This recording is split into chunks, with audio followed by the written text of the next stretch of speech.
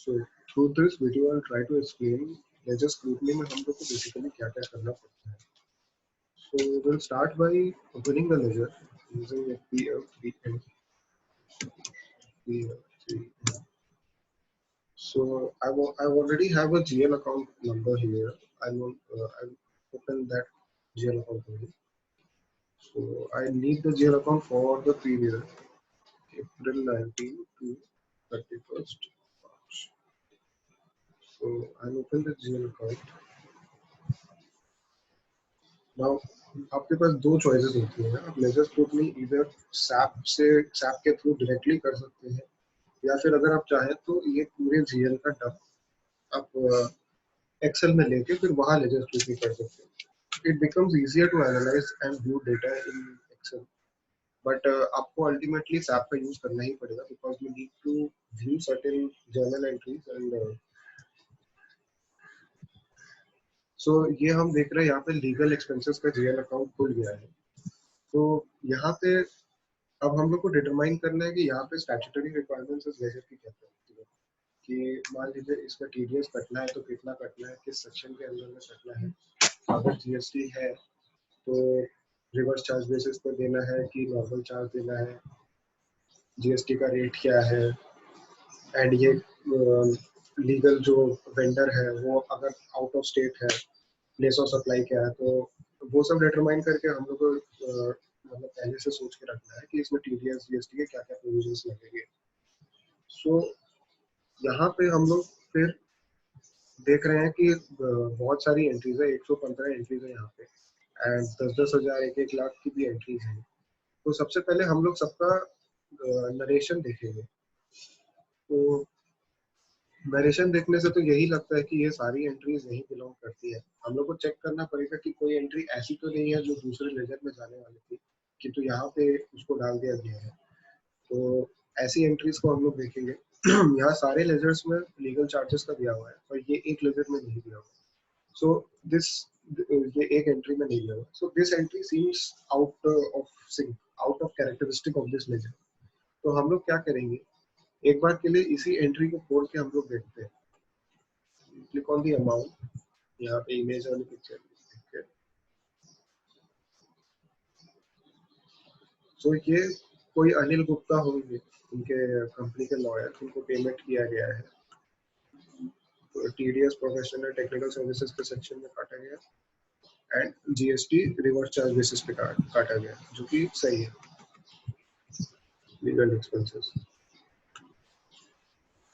अब तो ये सही एंट्री है, हम इसके इस तरह जान पाए कि ये सही एंट्री है. यहाँ पे नरेशन नहीं दिया, तो इसलिए जो भी एंट्रीज आउट ऑफ सिंक लगे उनको तो हमको खोल के देखना ही पड़ेगा.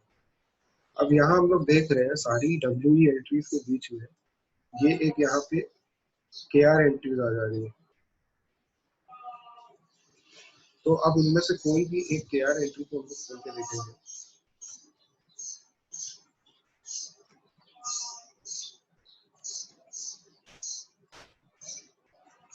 यहाँ हम लोग देख रहे हैं कि ये श्रॉफ एंड एसोसिएट्स कोई इनके लीगल प्रोफेशनल है जिनको यहाँ पे पेमेंट किया गया है, जिनकी एक्चुअली इनवॉइस एंट्री है. This is not a payment entry, actually this is an invoice entry.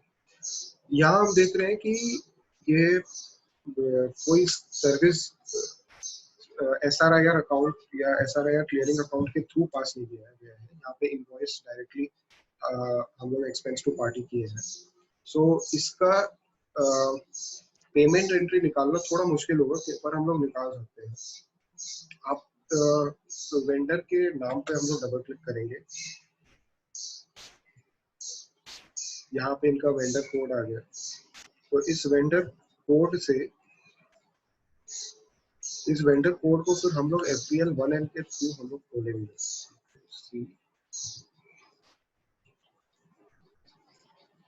यहाँ पे मेरा FPL1M का स्क्रीन ऑलरेडी खुला हुआ है. मैं ऑलरेडी ये वेंडर कोड डाल चुका हूँ. तो now will run it.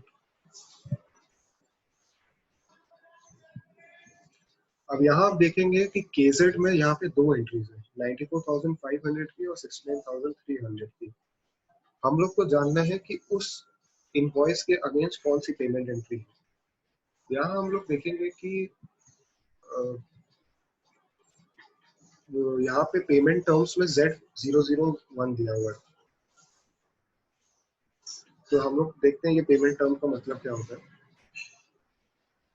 So this means कि पेमेंट इमीडिएटली ड्यू, मतलब यहाँ पे पेमेंट हम लोग को उसी दिन या उसके कुछ दिन में करना पड़ेगा, इमीडिएटली ड्यू हो जा रहे पेमेंट। तो अगर इसका क्लियरिंग 21 सितंबर को हुआ है तो इसकी पेमेंट एंट्री भी 23 सितंबर को, क्योंकि यहाँ पे इमीडिएटली पेमेंट वाला चीज है। तो चलिए हम लोग ये एंट्री खोल के देखते हैं।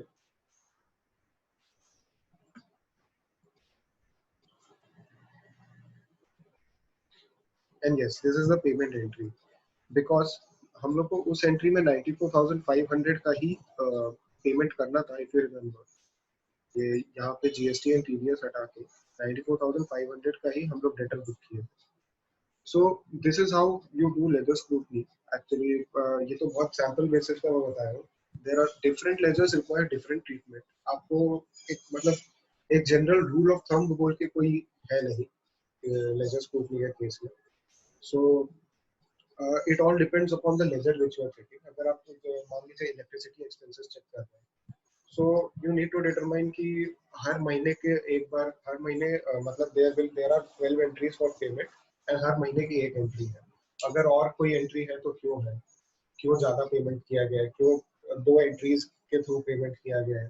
फिर अगर प्रोविजन हर महीने बन रहा है इलेक्ट्रिसिटी चार्जेस का, तो उसको महीने के एंड में रिवर्स किया जा रहा है कि नहीं after payment of the bill for that month. So there is no general rule of thumb. आपको ये you need to use what is called professional skepticism. So आपको वो अपनी प्रोफेशनल स्केप्टिसिज्म में आपका एक्सपीरियंस यहाँ पे आपको बताएगा कि जनरली करना क्या है। In general if I need to explain कि लेजर स्क्रूटनी हम लोग क्या करते हैं, सो हम लोग पहले तो opening and closing balances tally कर लेंगे। इन केस ऑफ एक्सपेंसेस ये tool, in case of expenses ये जरूरत नहीं है, क्योंकि expenses do not have an opening और closing, do have a closing balance, but वो पूरा पीएल में ट्रांसफर हो जाता है, ओपनिंग बैलेंस नहीं होता है। But in case of assets and liabilities आप ये ओपनिंग एंड क्लोजिंग बैलेंसेस ठीक से कैरी फॉरवर्ड किया गया है कि नहीं, ये आपको डिटरमाइन करना पड़ेगा।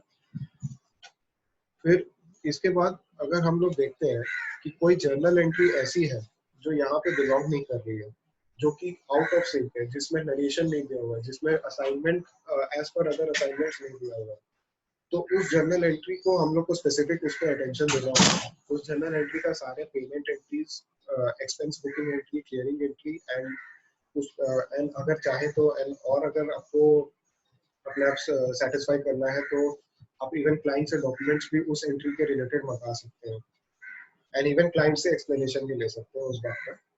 फिर हम लोग को डिटरमाइन करना है जनरली कि जो एंट्रीज उस अकाउंट में पड़ रही है they belong to that account.